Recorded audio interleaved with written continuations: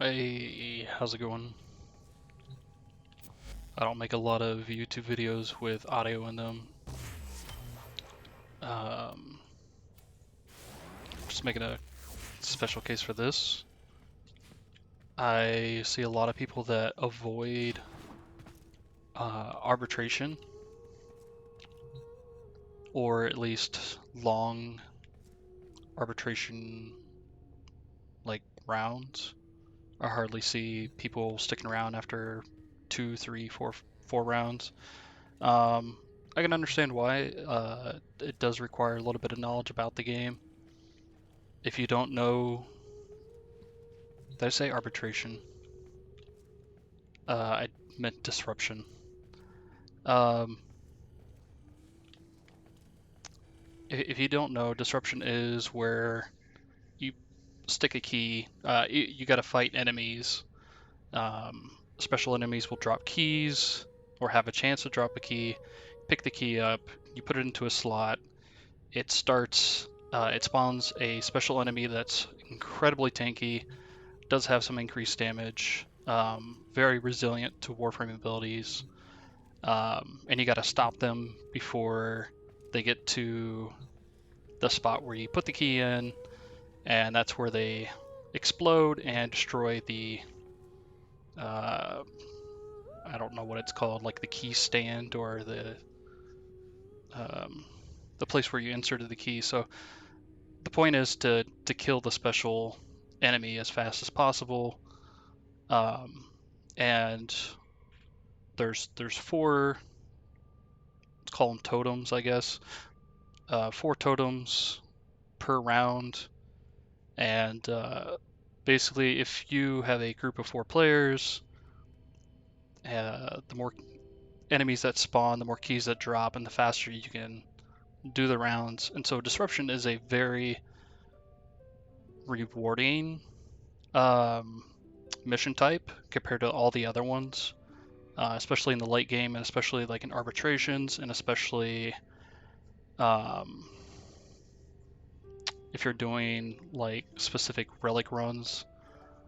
Uh, Mars for Lith and Meso relics, uh, Uranus for Neo, Meso and Neo relics, and Sedna and Lua for your Axie relics, really.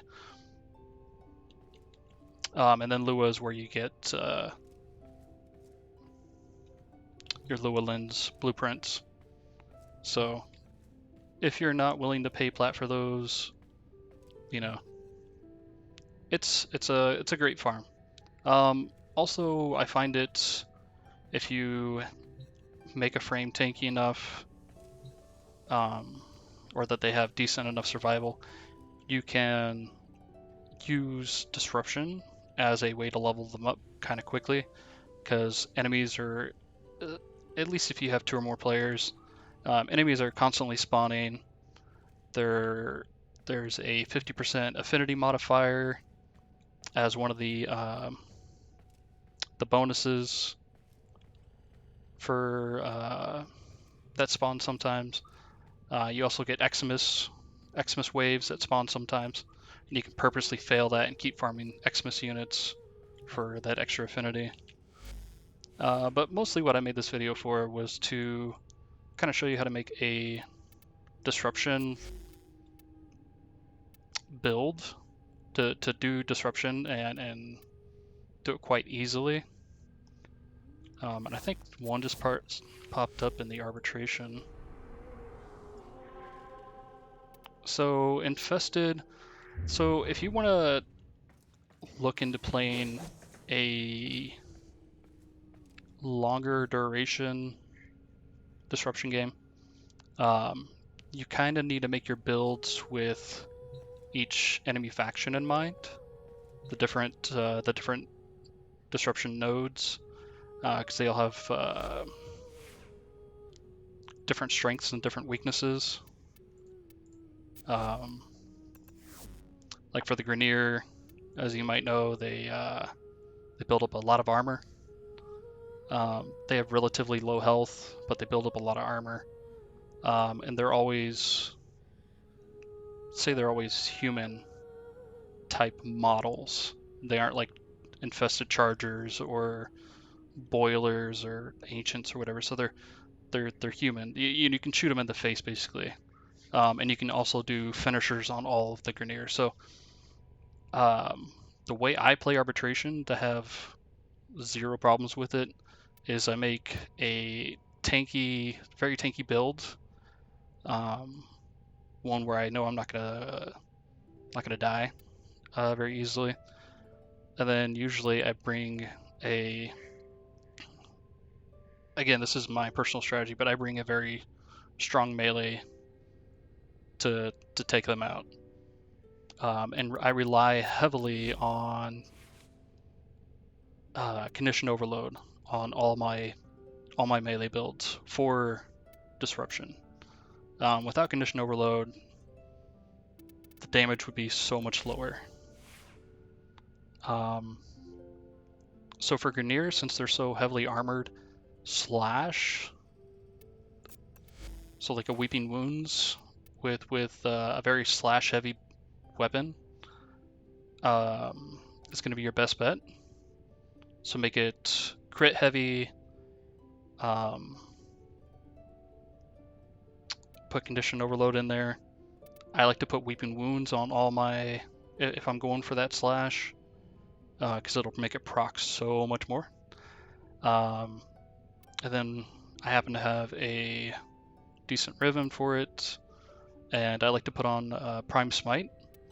Prime Smite will not only do the additional damage on the initial hit, but as well as on the slashes themselves. I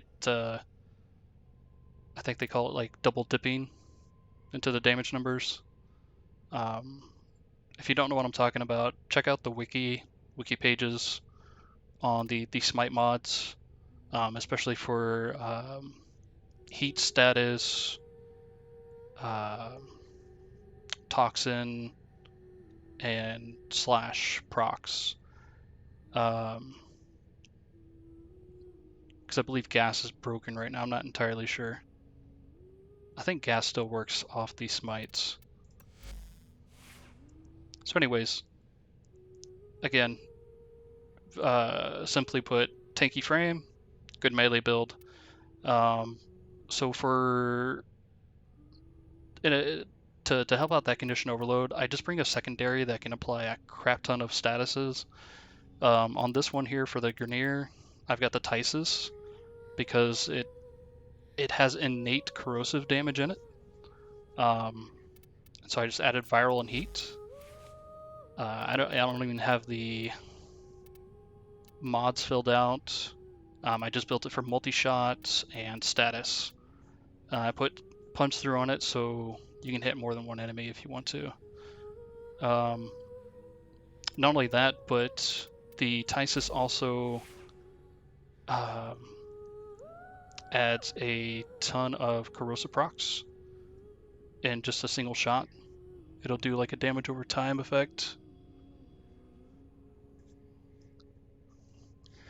And so it'll play multiple corrosive procs in that one shot. It'll still do its normal like viral heat slash puncture impact, but it'll apply multiple corrosive.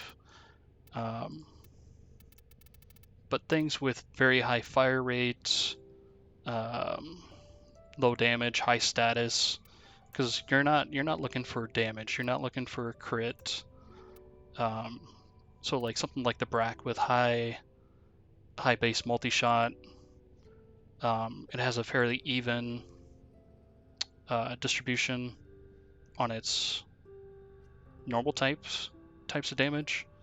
So like when you use it, it's instead of having 90% of the damage towards slash or something, it'll actually proc additional status types.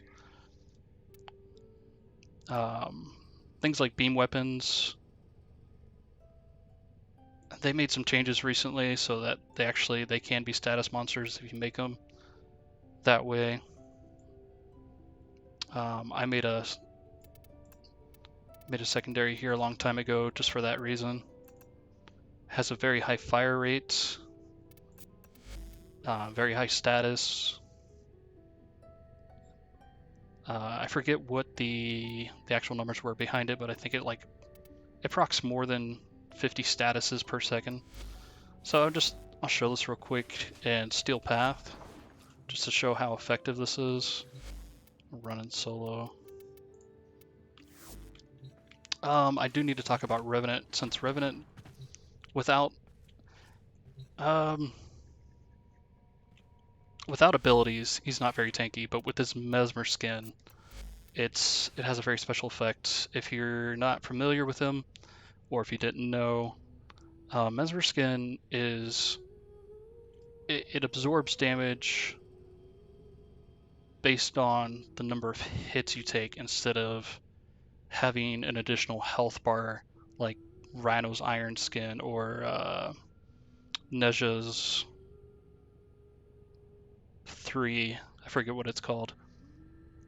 And so it's very good for high scaling areas for taking a lot of damage. So I built him for, you just build him for a lot of strength and maybe a little bit of efficiency if you want to. Duration, range, those aren't really... duration is just determines how long an enemy is stunned when they get hit by that counter, that recoil from hitting your Mesmer skin.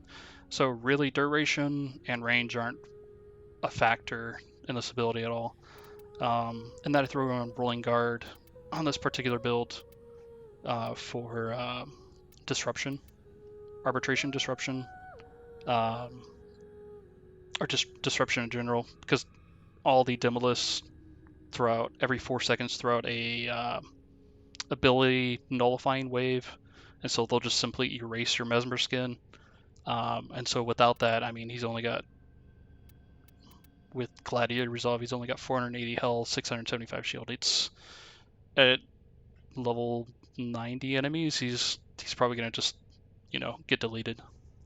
Another thing here is I put on Natural Talent, so Mesmer Skin gets cast a lot faster. Because I'm protected by Mesmer Skin, I put Strike and Fury on him. Energy Siphon for energy generation, as well as just picking up energy orbs, since Mesmer Skin only costs 52 energy with 95% efficiency. So I can take advantage of increasing his melee damage. And then Peculiar Growth. This actually acts as another status effect. So for Condition Overload, this is... It has a similar effect to Radiation, where it blows a body part up, but it's counted as a separate status from Radiation. So sorry for all the dialogue, but I just wanted to explain what went into it before I showed it off. It's been a long time. It's been a while. I've been focused on another game recently, so it's been a while since I spent a lot of time in Warframe.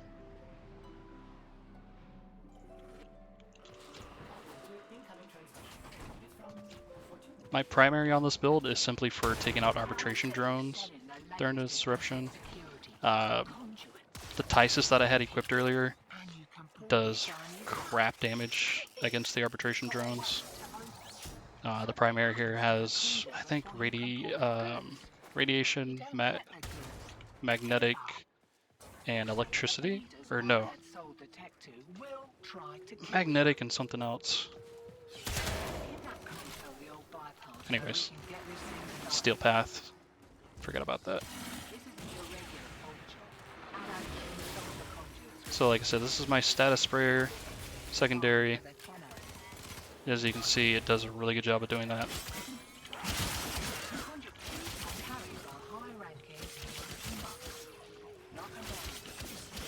So solo disruption sucks because not a lot of enemies spawn in solo, and have an energy problem already.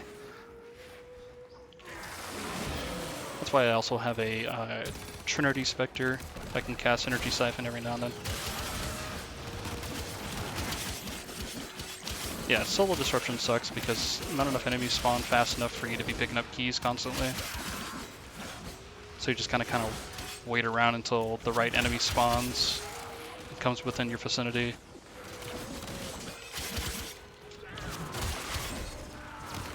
And if anybody's curious, I've got Trinity loaded out with a Ignis Wraith, or Ignis Wrath. Okay, so I'm just blind 2 keys of drops.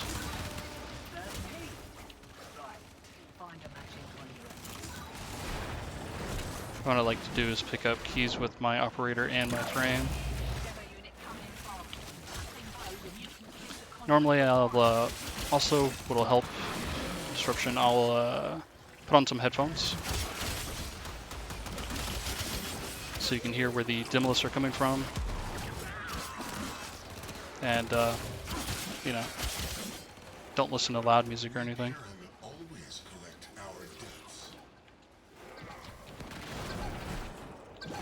What also helps is having the tether there on your operator. See, this is without using my secondary at all. This is Steel Path, where they have double health and double armor, or 2.5 times. So you saw how fast that that Dimlist went down.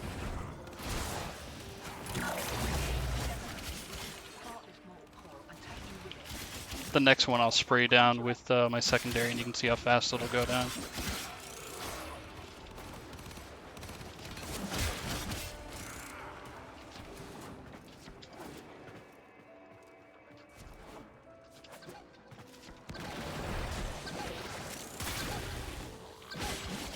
Now it's just viral.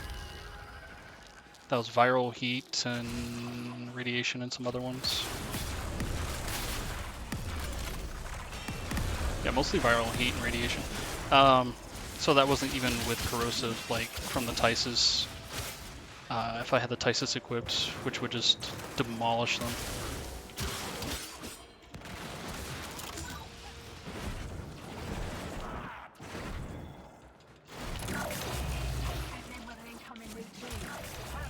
And so with tether and a good setup, you can, especially the beginning rounds, you can insert multiple keys, especially in the same area, or if you have reliable teammates, or if you have really good headphones so you can hear them coming from a mile away.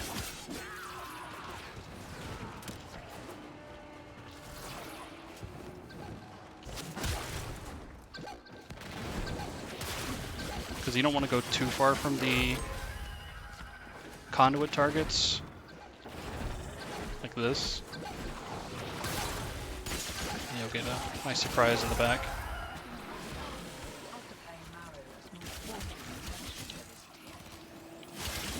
So yeah, with this build, once it gets going, once I picked up enough energy, it doesn't have an energy problem usually. So that's Grenier. Let me show you and talk about Corpus and the Infestation. So like I said with the Grenier, just to sum up, the thing you have to worry about them, as far as being on the offense, is the high armor. So something to bypass armor. You can make a finisher build, since all of their Dimlist targets are humanoid.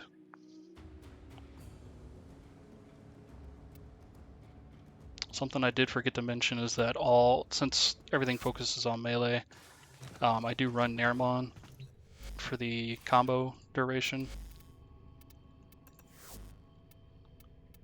Alright, so for Infested, I got a weird setup here. You see I've got it built for gas, and I don't have Weeping Wounds on here at all. The thing about the Infested Disruption, now I'm just going to pop right into there so I can talk while playing. Their units cannot be affected, the Dimlists cannot be affected by the viral status effect. And then with Ancients always around, you almost always have to assume that an Ancient aura is going to be on the Demolist, which means they're going to be less affected by abilities. They're going to be take less damage. They're going to also some of them won't receive status effects. I did a lot of research at one point, and I've forgotten most of it since I haven't played Warframe in forever.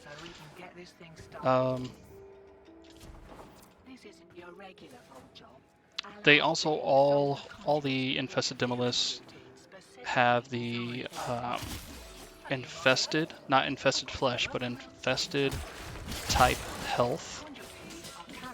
None of them have armor except the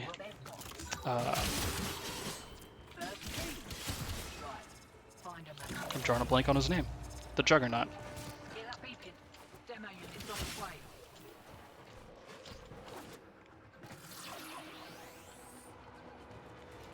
Just trying to listen before I talk anymore. So the thing is with the Juggernaut, not only can Ancients, you know, prevent status effects, making condition overload not as important. Or it can't be relied on 100% unless you completely pay attention and clear the, you know, the room of nearby Ancients. Not only that, but the Juggernaut receives less status effects unless you hit the boils on its body with status. So, like if I just shoot here on his normal body, it doesn't receive status effects. But if I shoot on the boil, it does. So it's really tough to get corrosive on him to take off that armor. So what I normally run is Shattering Impact on my melee weapons when running against the infested.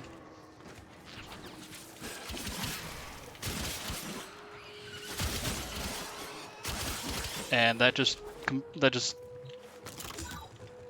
experience, you know, my experience has been it just absolutely deletes the Juggernauts.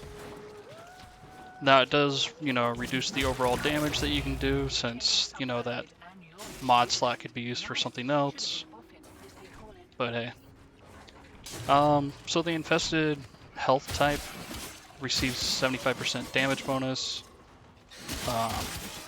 when you're using gas. And that's why I put gas on the Nakana here. Oh, it's over here.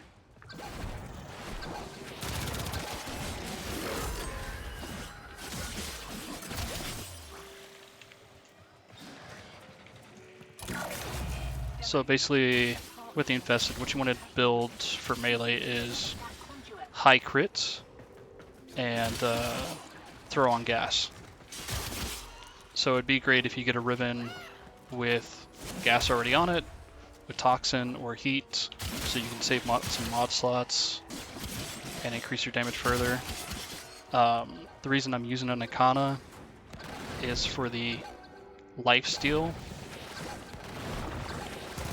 with the Daikyu. The amalgam mod that it gets target acquired. It's not target acquired. I can't think of it. So with the infested, also their ancients can quite easily one-shot you the later levels. So you want to be as tanky as possible. And with something like this where you have lifesteal, you want to have a decent health bar so you can make the most out of it. And I've got quick thinking on this build too with Hunter Adrenaline, so that when I lose health, I gain energy, and then I can just gain health back through the lifesteal Nakana or use my operator.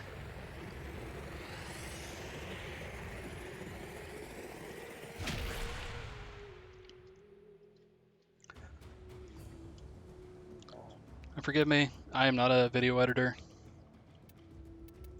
I'm just not going to take the time to do it. I'm too lazy for that. So, a lot of dialogue. Potential places where you could probably skip through.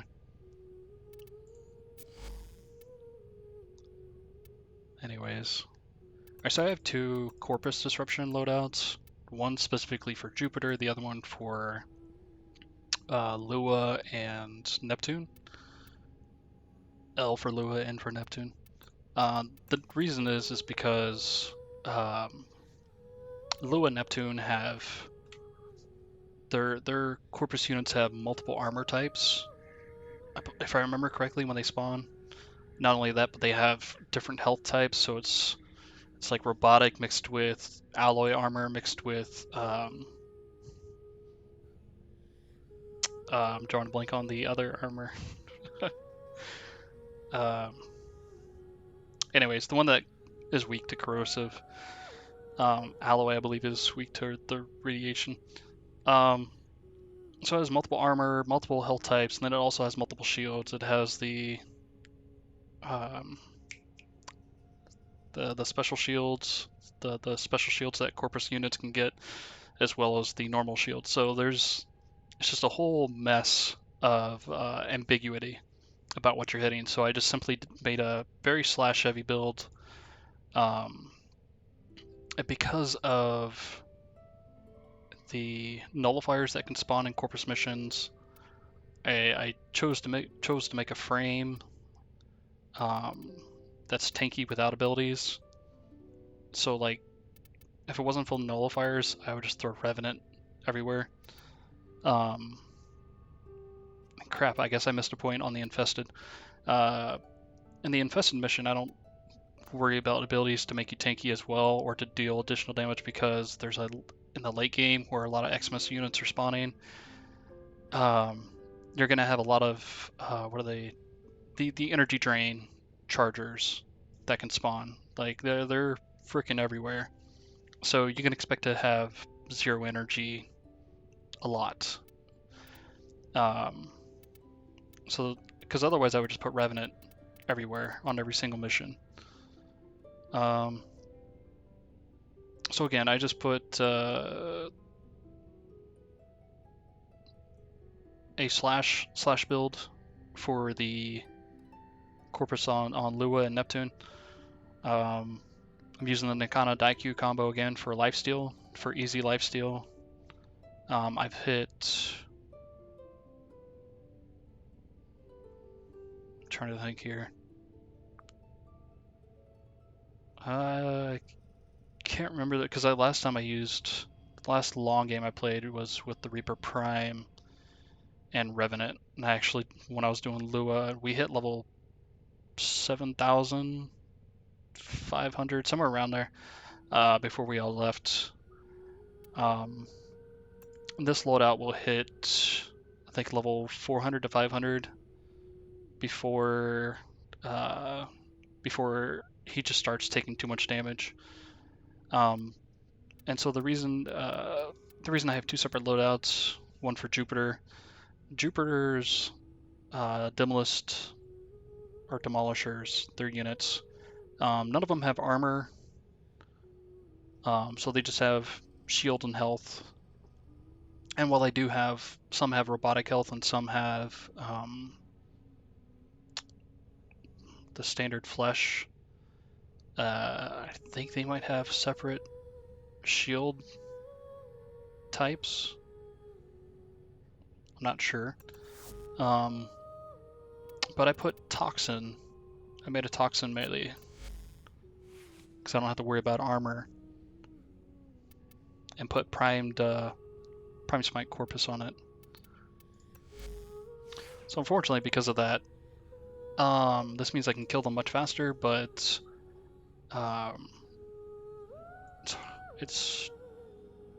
he can't. This build can't go as far as the Nikana Daikyu combo build.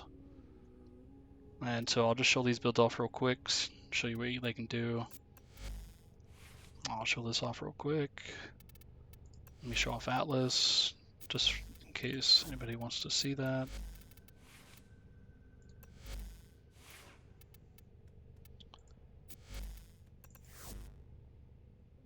think these are the exact same Inaros builds, yeah.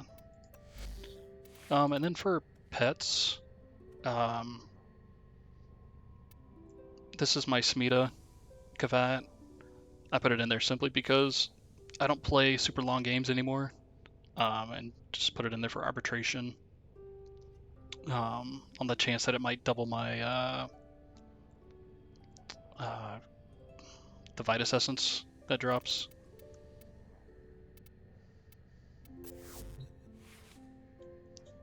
But now there's a new meta for disruption pets, and that's the Sly Vulpaphyla?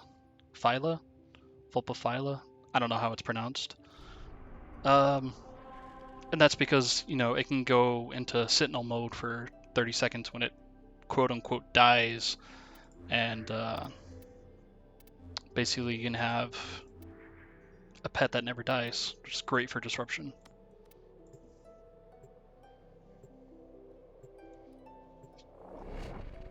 Now if you want to see some actual high-level enemies, I do have some videos that I've uploaded before that are viewable to the public, that I played with friends over Discord, so you can see those, but they're a little outdated because of the, and I think my frames might be outdated at this point because of Lavos. The meta might have shifted a little bit for higher effective health or higher EHP, especially in the two modes I was just talking about, the Infested and Corpus Disruption, because he actually doesn't rely on energy. Doesn't even have an energy bar. Not only that, but spreads elements very easily, so additionally, you know, good for condition overload builds. And as you can see, like, they're just melting. I barely get a 5x combo. I'm not putting any status effects on these guys. The Corpus are very incredibly weak. Corpus are probably, if you just make a tanky frame and a good melee build, Corpus are probably going to be the easiest to go against, as long as you're not worrying about abilities because of the nullifiers, like I said.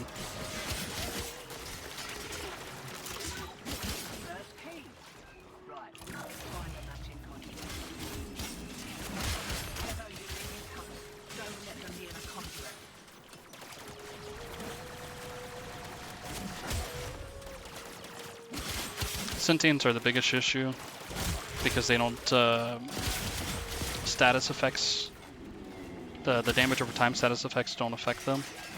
I think viral doesn't affect them. It's been a long time. Yeah. They aren't affected by status. Status is the same way. So for something like this where it's the damage comes from slash procs, they're very hard to deal with. So that's something to keep in mind. Forgot about that on Lua. Might have to make another loadout for that.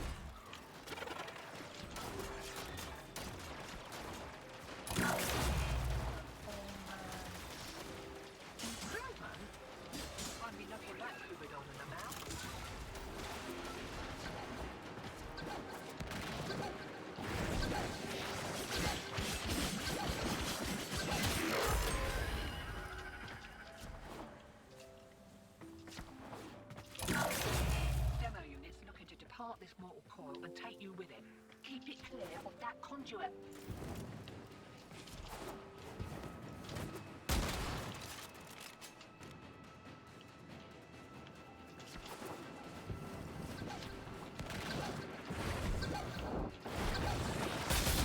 If you don't have the resources for tether, for the for your operator, one, I will say it's very cheap on the market. The last time I checked, which was a long time ago, for a rank 10 one, just because it's so powerful and it's so there's such a high request for it, so it's very cheap. If you don't want to go that route, if you don't have access to it and you don't want to pay the platinum, not Revenants, Harrow's 1. Cores 2. We'll tie down the demolishers.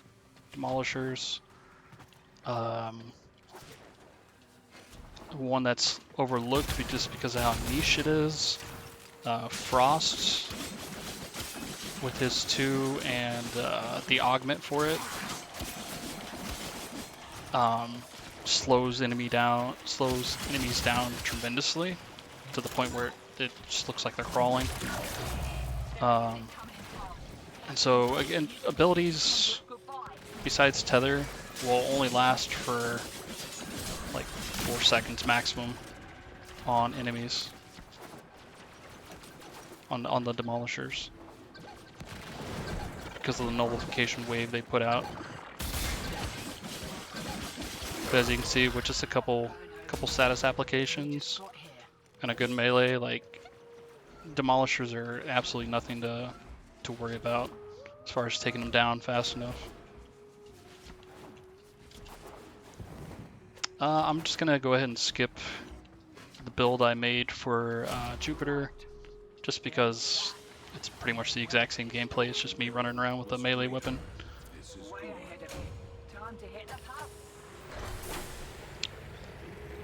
So I think I've covered everything. So just to summarize, tanky frame, don't rely on abilities too much. Secondary that can apply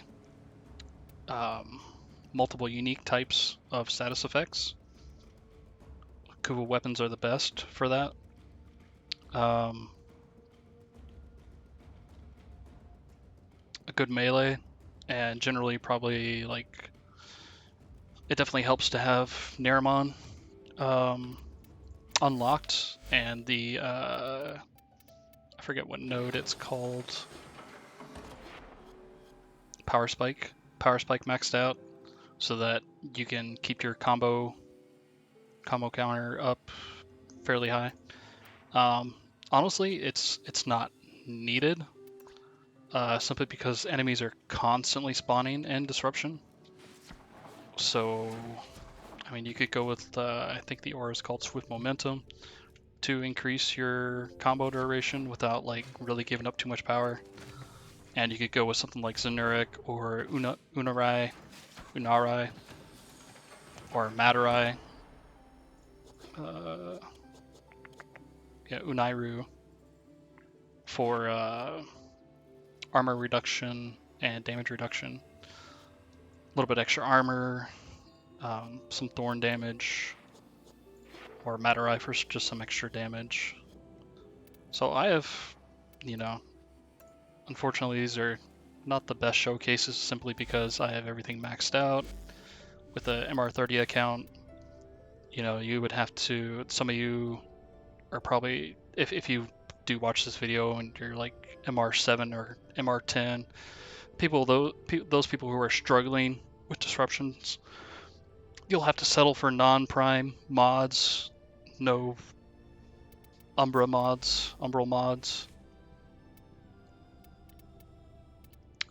Same with arcanes. So, I will add one extra comment here. Before the Sly Vulpafilla came about, I was running the, I'm pretty sure it's pronounced Jin, the Jin loadout with Reawaken, so that it revives after 90 seconds. So it'd stay alive for a while. With Prime Regen, it would stay alive for a while, for a short time, as long as it didn't get targeted immediately. But that's not what was special. I put the Cryotra on it with just a, wow. With just a catalyst. I think I might have some mods missing. I just built it for attack speed and status. And reload, I think it's reload. Yeah, even with prime fast stance, it's at 2.6. And status duration. It'll give you an extra status effect on your demolishers if it targets a demolisher instead of a nearby butcher or something. So that's another option. I think two. Wow, lag. The Panzer, because it's got the viral quills, and you could put sharpened claws on. You could build that to help you. But I'd like to put the Sly because he's got the extra evasion chances, so you get extra extra survival out of it. All right, that's about as much as I can say about disruption. Take take it with a grain of salt. It's just my single opinion of some gamer that you don't know. And thanks for watching.